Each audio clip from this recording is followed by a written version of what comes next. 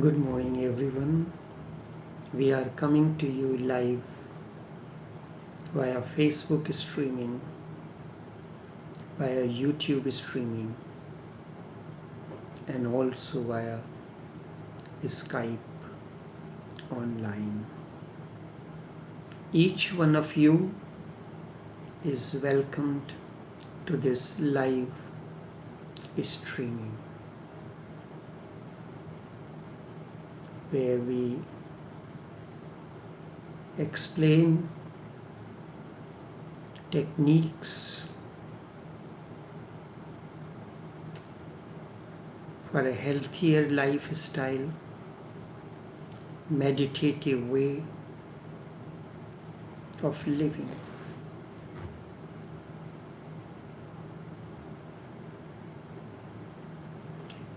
First, how we sit. We sit with our perineum tucked in. Perineum means the earth center. We always lean towards the chair, the back.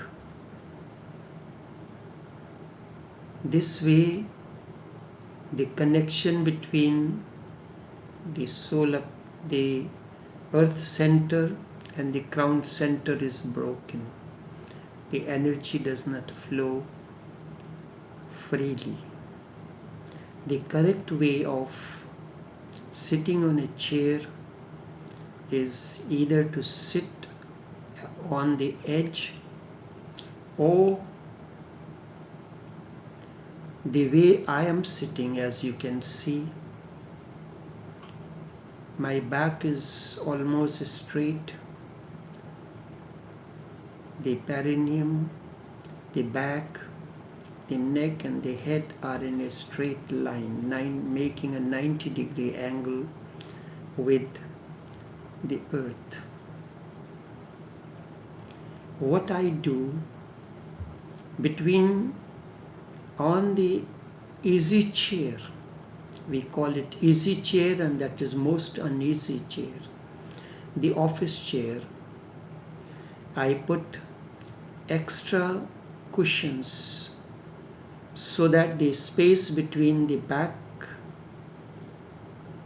of the chair and my back is, the space is reduced for me to sit down. So I am almost at the edge of the chair, and the cushions help me to stay in this position for a longer period of time.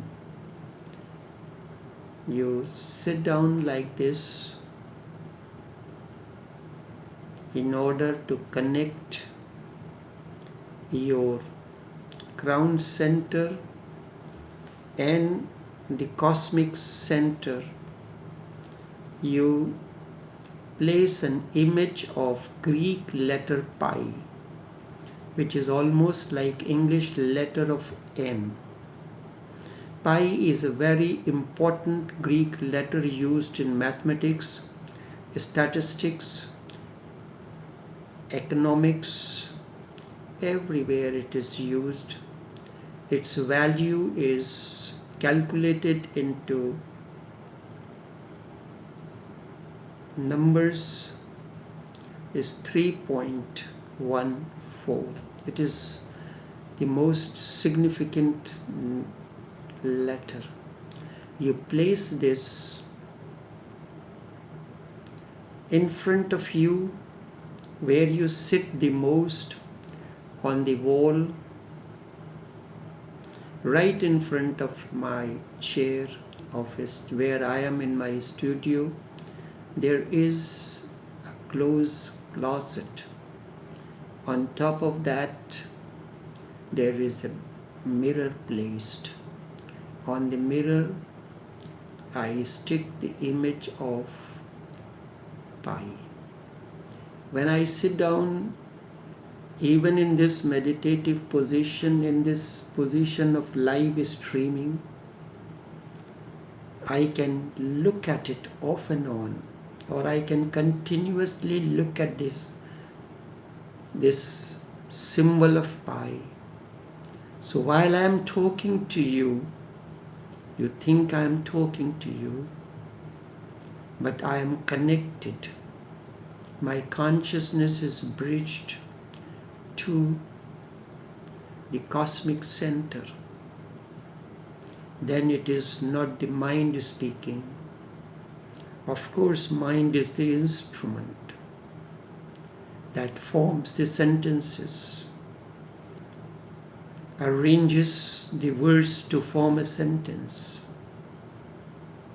creates the gaps, but it is the consciousness that speaks. And when consciousness speaks, it is insight, not a thought. When you sit down in this position, you can sit like this tirelessly for a longer period of time. The breathing goes into your solar plexus, that relaxes you.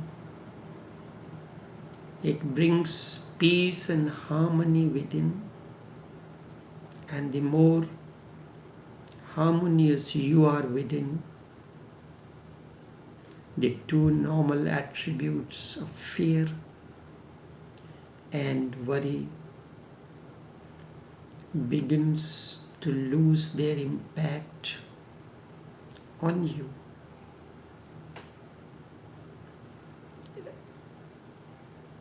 I keep on sharing from time to time certain techniques to create more dark energy. The sun's energy, that we find it so nourishing, it comes from the dark regions of the sun. 97% of the cosmos is filled with darkness. Darkness is the first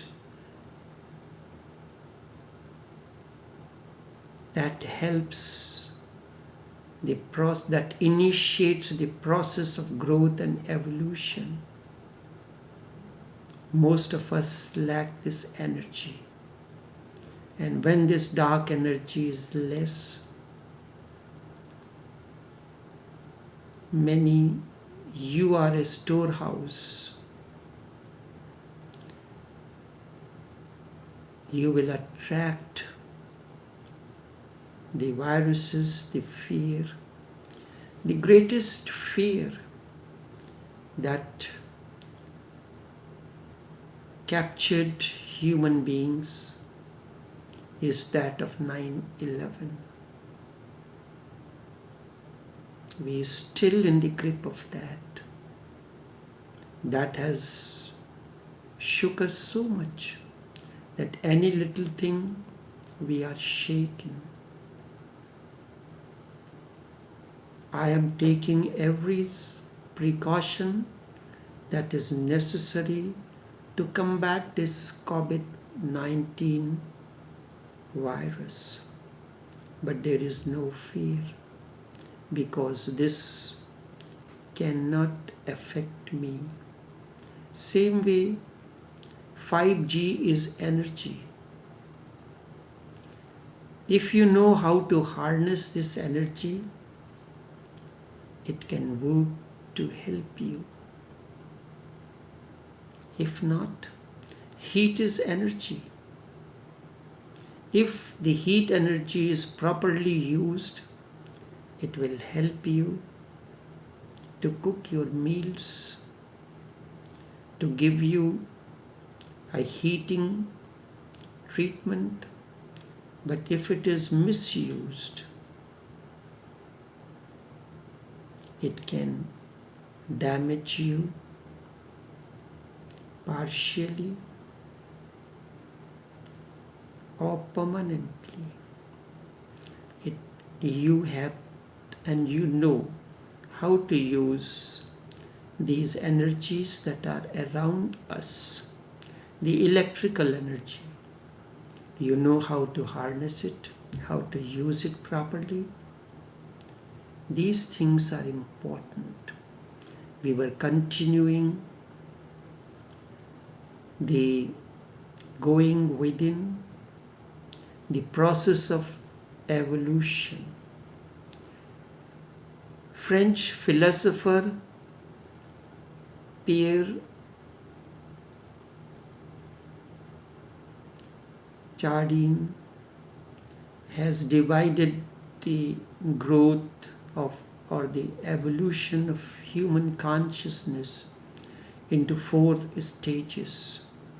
The first is geosphere. It is no mind sphere. There is no self. Obviously, because without the mind, self cannot exist. And again, in the 4th stage, which is Christosphere, there is no self, and mind cannot exist there too. Mind needs a center to function out of it. So it creates false centers, ego, memory,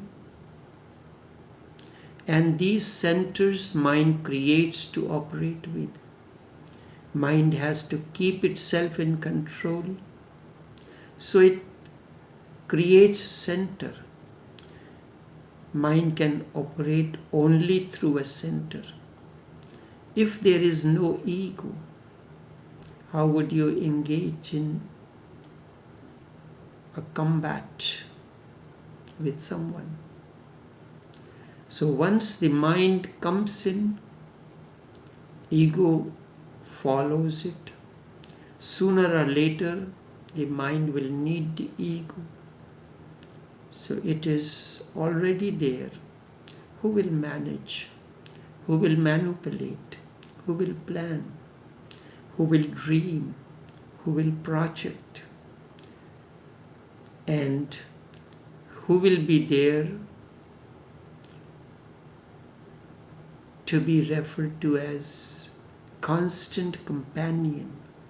Ego is the constant companion of the mind, because mind goes on changing. One thought is followed by another. It is a continuous process of thoughts. You will be lost if you do not have ego. You will not know who you are, where are you going, and for what are you going. In this stage, there is no mind, no self, no time, but you are below time. You are in a state when the brain waves fall below 4. Delta is 4 brain waves, and omega, if I am correct, is 13 and above, and that creates the chaos. So geosphere, you are below time, below mind.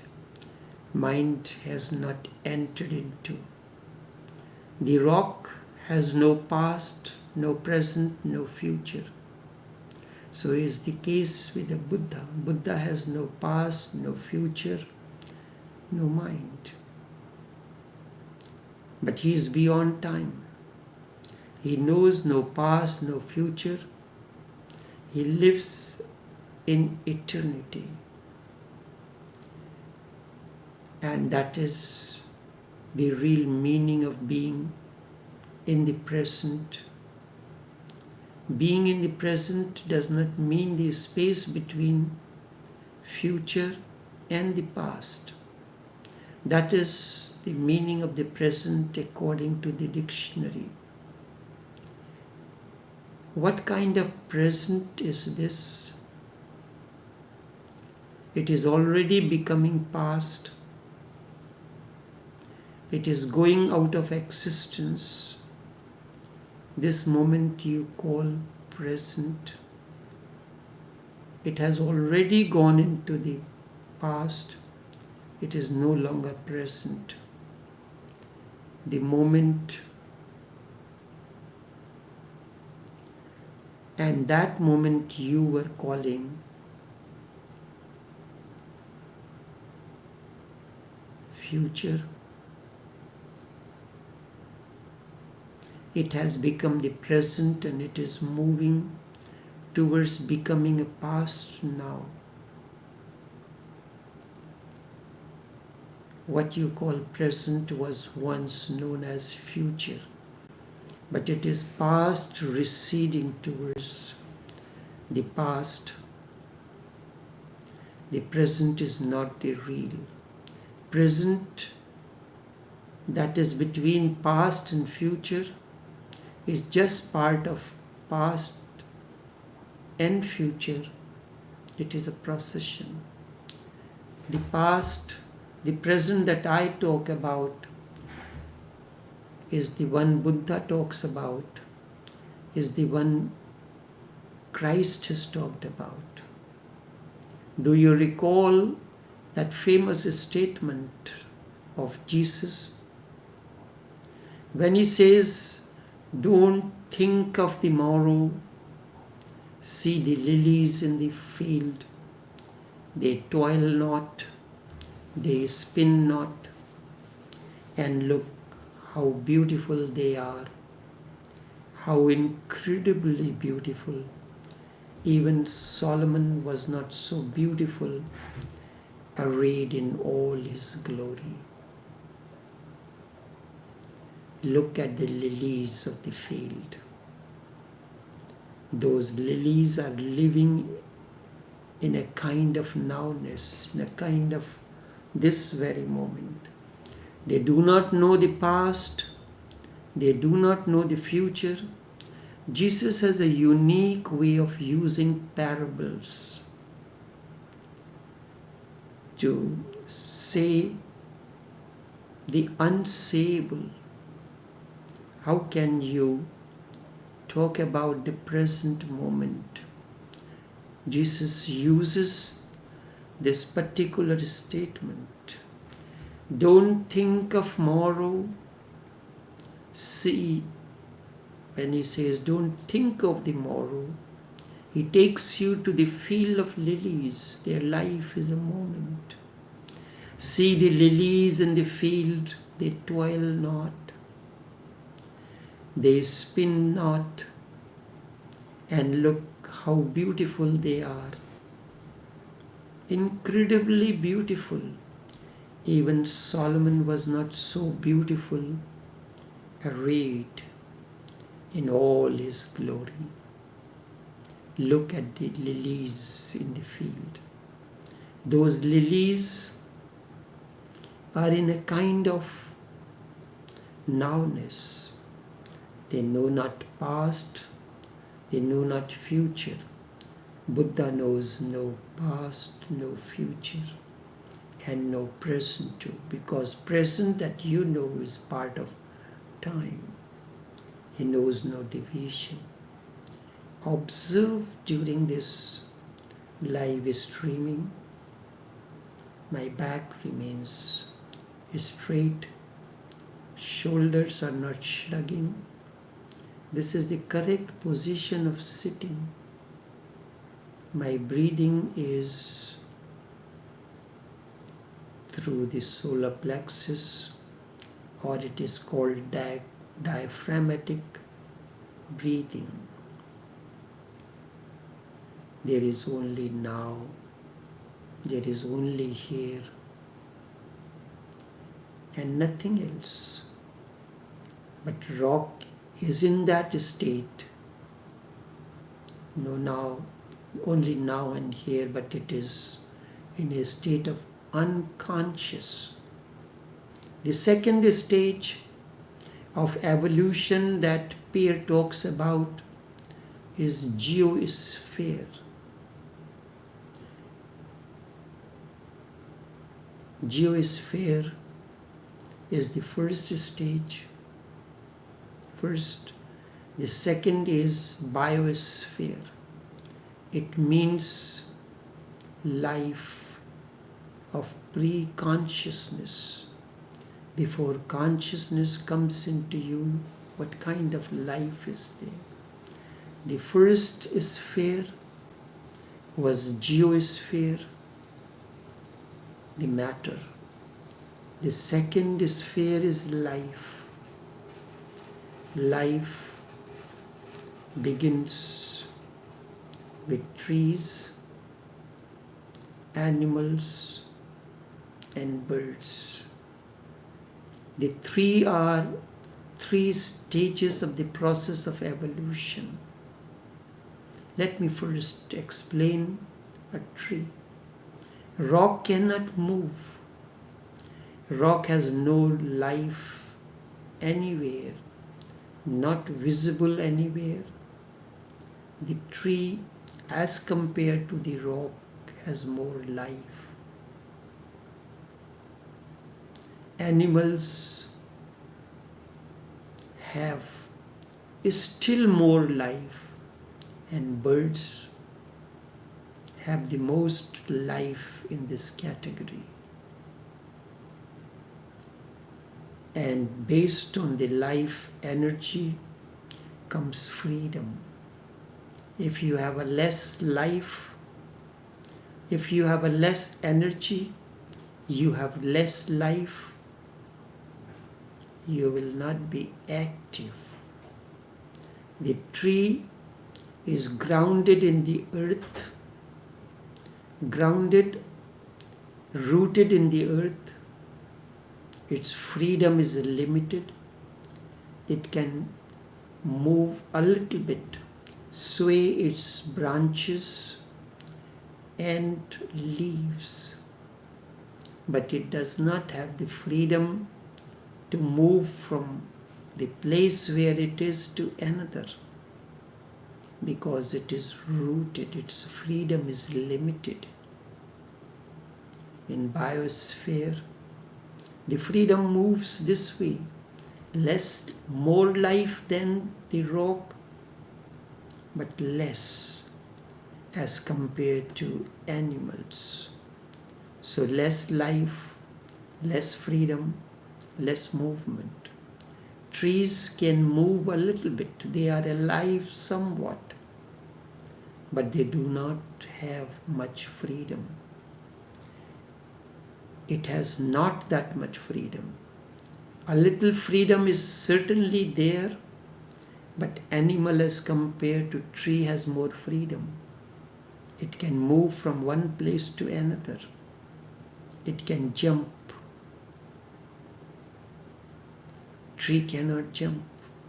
Tree cannot move from its place to another. You as an individual has more freedom. But if you lack energy, your movement will be slower.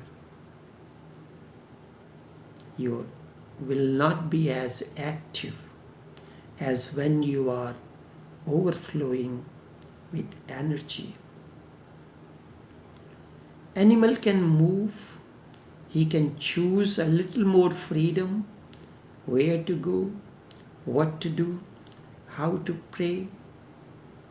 Now the third comes in this category is bird.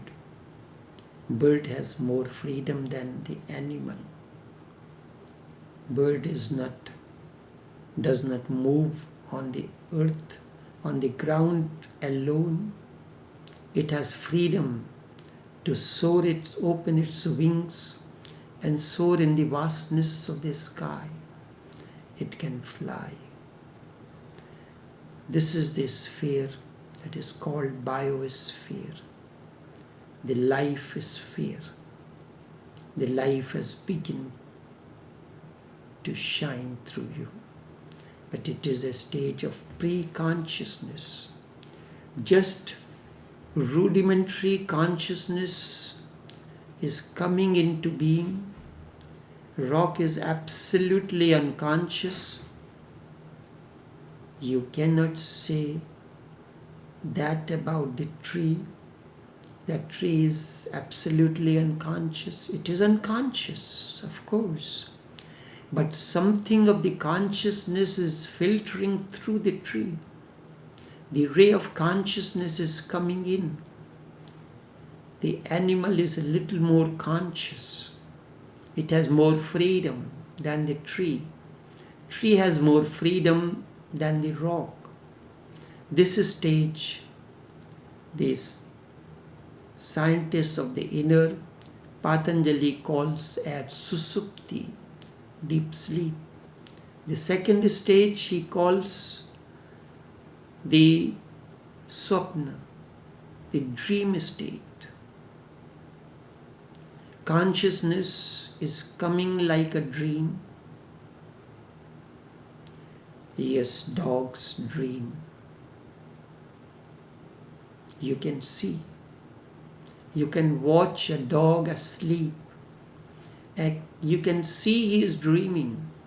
And in dreams, sometimes he tries to catch the flies. And sometimes you can see the dog is sad. Sometimes you can see, if you watch a dog sleeping, but you have to go very calmly with silent footsteps. A dog is more sensitive than you. Watch a cat, and sometimes it's jumping on a mouse in a dream. You can see that she's doing it in the dream, eating the mouse, cleaning its mustaches. You can watch the cat. Dream has entered. Things are happening in the world of consciousness. Consciousness is surfacing. And when consciousness is surfacing, cause and effect is still predominant, but not so much as in the rock. A little freedom becomes possible, hence accident starts happening. Animal has a little more freedom. He can choose a few things. He can be temperamental. He can be in good moods. Be friendly towards you. Look at the dog. Sometimes he is friendly towards you. Sometimes when this consciousness presents itself, manifests itself through you, you are like a pet dog. The other times you act like a greyhound. A little bit of the process of decision making has come in, but a little bit. It is just the beginning. The self has not yet integrated. It is very loose, hodgepodge, but it is coming up. The structure is taking shape. The form is arising. Animal is past oriented. It lives in the past.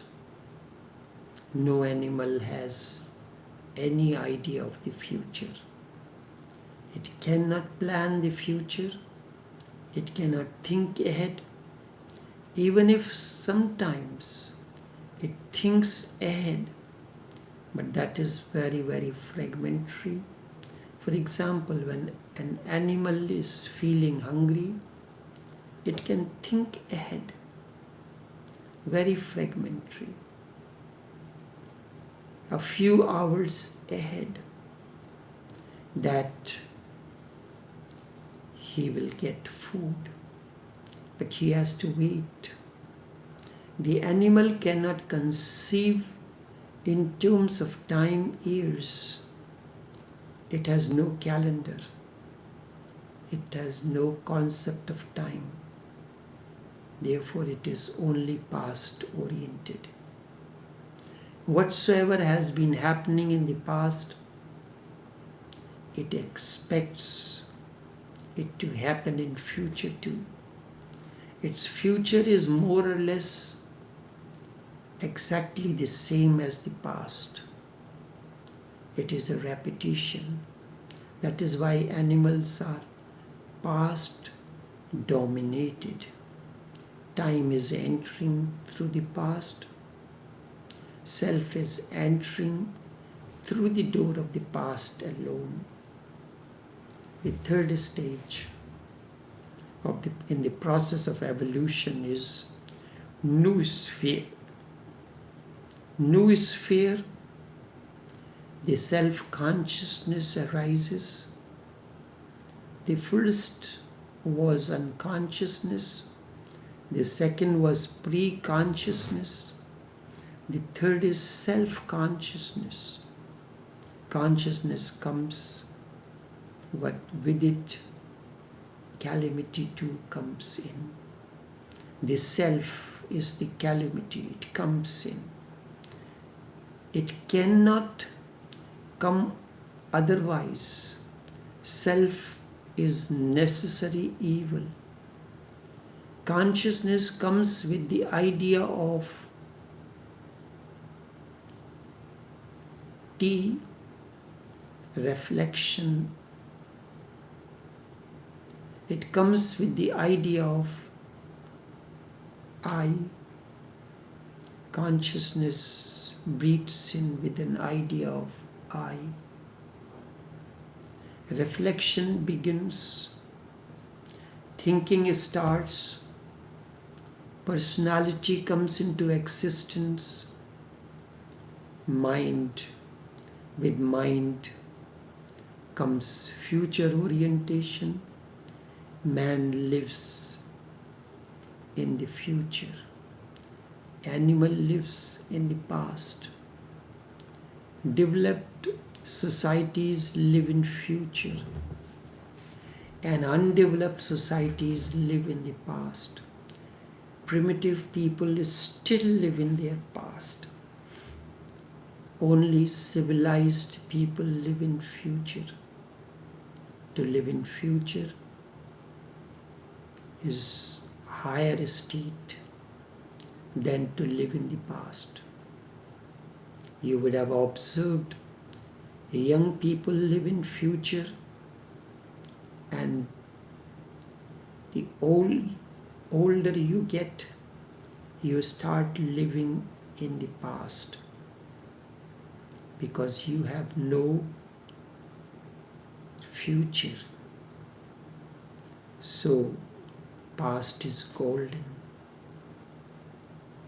Young people are more alive than the old people. The countries that are new, the new culture, they all live in future. For example, United States of America is not as old as India. United States of America lives in future. India lives in its past. It goes on carrying on its shoulders 5,000, 10,000 years of past. It becomes a burden, so difficult to carry on. One can go on carrying it. It has been carried on in the name of heritage, and one can be proud of it. To be proud of the past is simply uncivilized stage. One has to reach to the future. One has to grow in the future. Past is no more. Future is going to be. You have to prepare for it.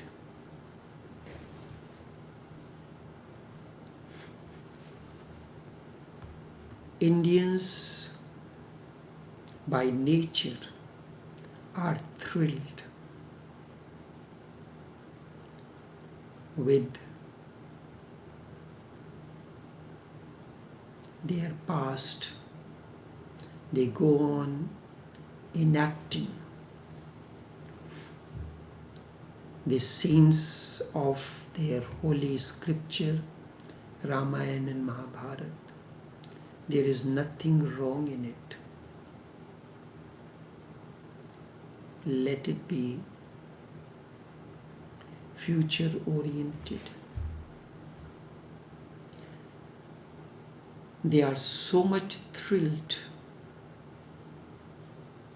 watching the same story being enacted years after years, but they do not get thrilled when man walks on the moon. With new sphere, with mind, self-consciousness, reflection, thoughts, personality comes in. Future orientation comes into being. The more you start preparing for the future, the more anxious you become. Anxiety comes in. Restlessness comes in. There is no community more restless, more tense than Americans.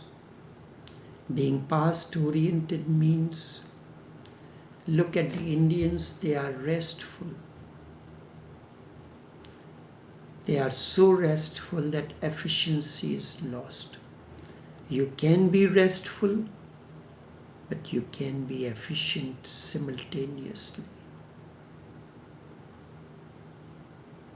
And that is what is the purpose of the evolution, the purpose of these talks. One can hold the bulb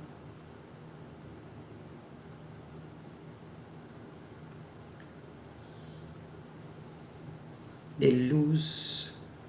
But when you are restful, you lose efficiency. Oh, what is the point? The bulb is not there, let it be so. That's okay, I have no problem with that. That attitude comes in. When any bulb blows in any of the rooms,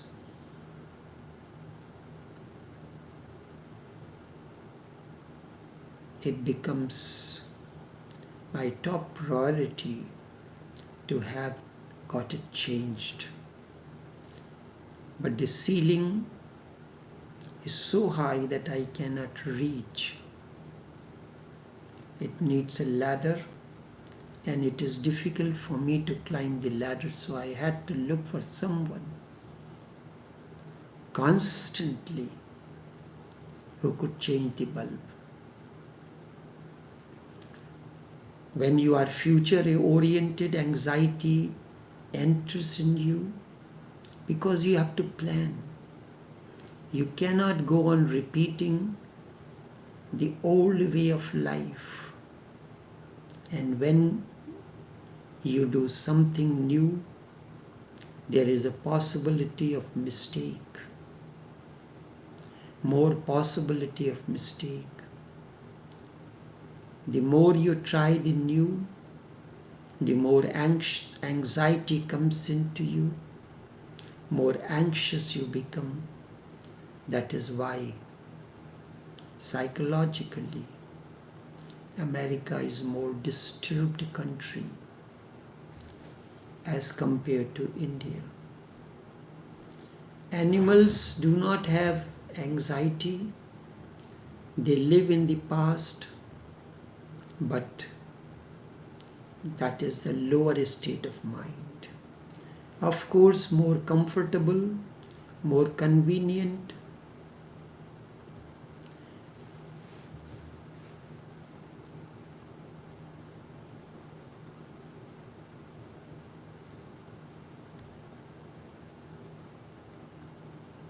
They are more peaceful.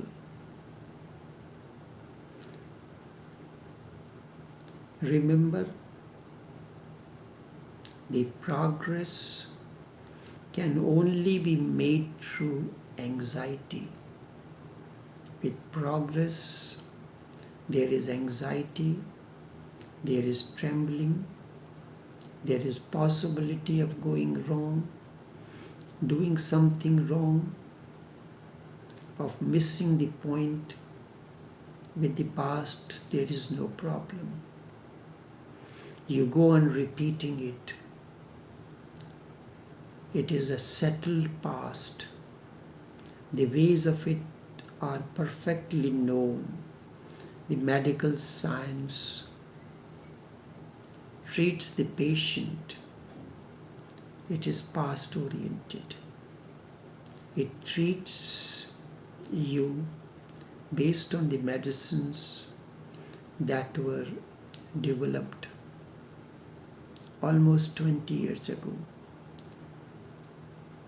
Because if you are doing a research now and you use that medicine of which you are not certain, the medical science lives in the known world. Very rarely you will find a courageous medical expert who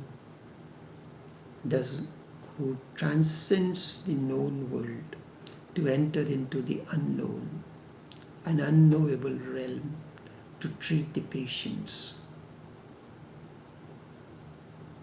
But he treats the patient at a different level, not at the physical level. But when you start working at a level beyond the physical is also treated.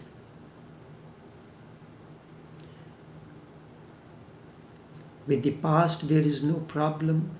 You go on repeating it, it is settled. The ways of it are perfectly known. You have traveled on them. Your parents have traveled on them.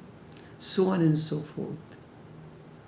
Backwards to the days of Adam and Eve. Everything has done it. Everybody has done it.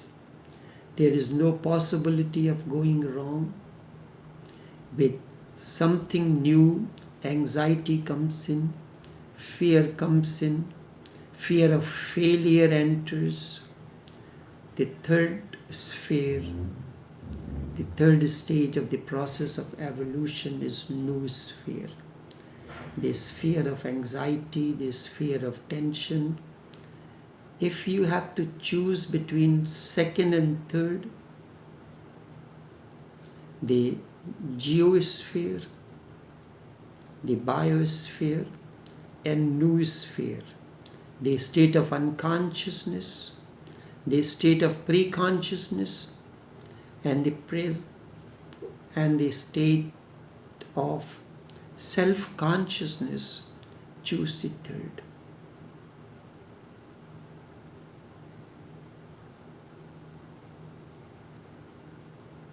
Do not choose the second. Although there is no need to choose between the second and the third, you can choose between third and the fourth, then choose the fourth. Always choose the higher when it comes to the choice. When I said I was condemning the Indian mind, go on repeating and enjoying the portrayal of Ram and Krishna year after year, I am condemning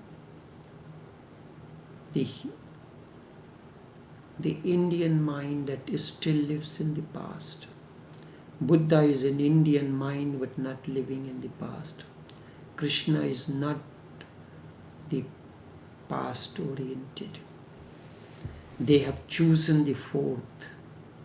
They are beyond mind. Raman is beyond mind. Krishnamurti is beyond mind. He is also Indian mind. Osho is the Indian mind, but resting in fourth dimension like Gurdjieff, Vivekanand, Ramakrishna. They have chosen the fourth. You can choose the fourth and be still at rest. They are also relaxed, but their relaxation comes from dropping the past. The average Indian mind, their relaxation comes with living in the past. Living in the past and for the sake of relaxation is neurotic. It is against growth orientation. Dropping the mind, choosing the fourth, is still being relaxed.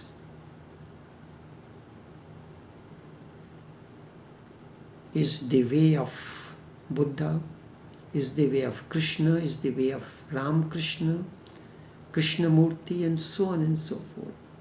But their relaxation comes from dropping the time itself, not by living in the past. When they dropped the time, they did not drop the future. They dropped the time itself, out of which evolves the past, the present, and the future. And when the time itself is dropped, you are in a state of nowness, now and here. They are utterly relaxed with no anxiety, no neurosis. Their mind is calm. The lake is rippleless. But not by choosing the second, not by instead choosing the fourth, not by remaining below the mind, instead going beyond the mind. That is how things go. People have seen Buddha in India. They have seen the silence. They have seen the benediction of the man. They have seen the grace. They have seen that life can be a benediction.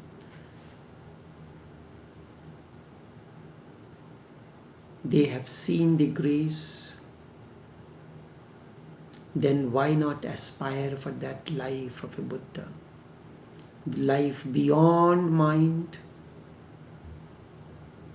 life of silence. All these techniques that I go on sharing, which our friend, a medical doctor, Hari Ram Narayan, continues to develop and share in many ways. You can live beyond the mind in silence, in a state of relaxation.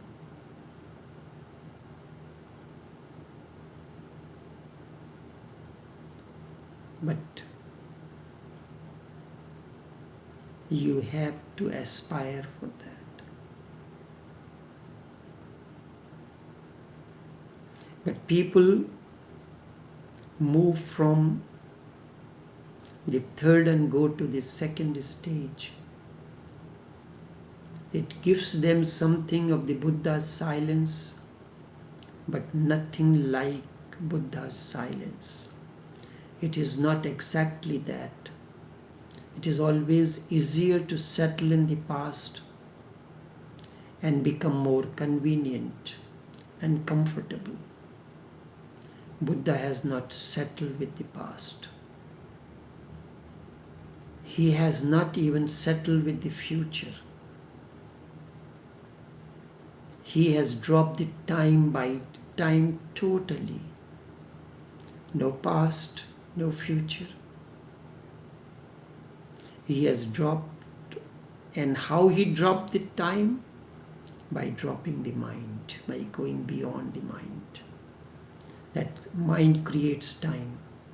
He has dropped the ego, the anxiety, the mind, and it's not that he dropped it, it dropped out of him. It slipped out of him, just as the snake's skin, when it is no more needed, it slips out of the snake. Indians have chosen to drop the future because it creates anxiety. Future creates anxiety. You can drop the future, but you will fall back. You will relapse into the third sphere.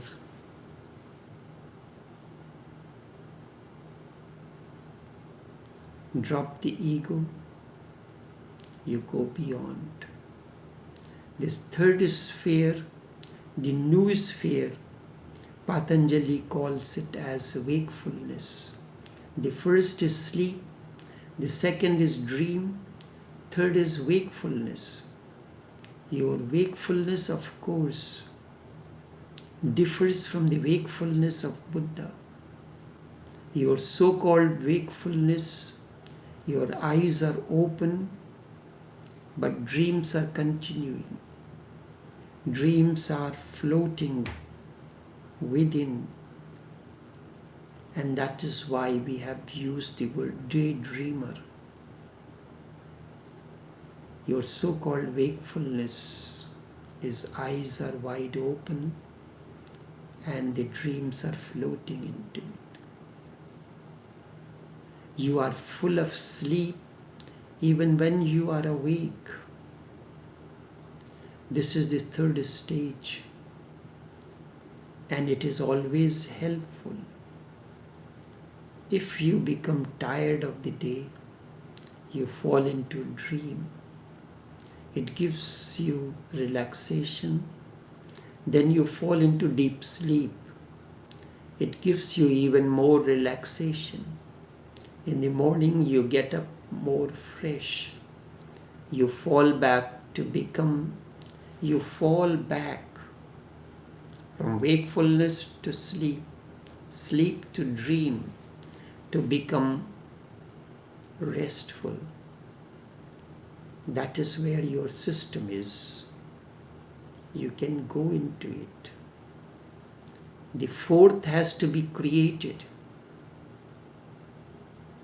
It is not in your system, but the potentiality is there in you, and you have never used this potentiality. Only this much for this morning, until we come back again, because this fourth will take much more time to explain, to go through. Until then, take care and do have a pleasant day.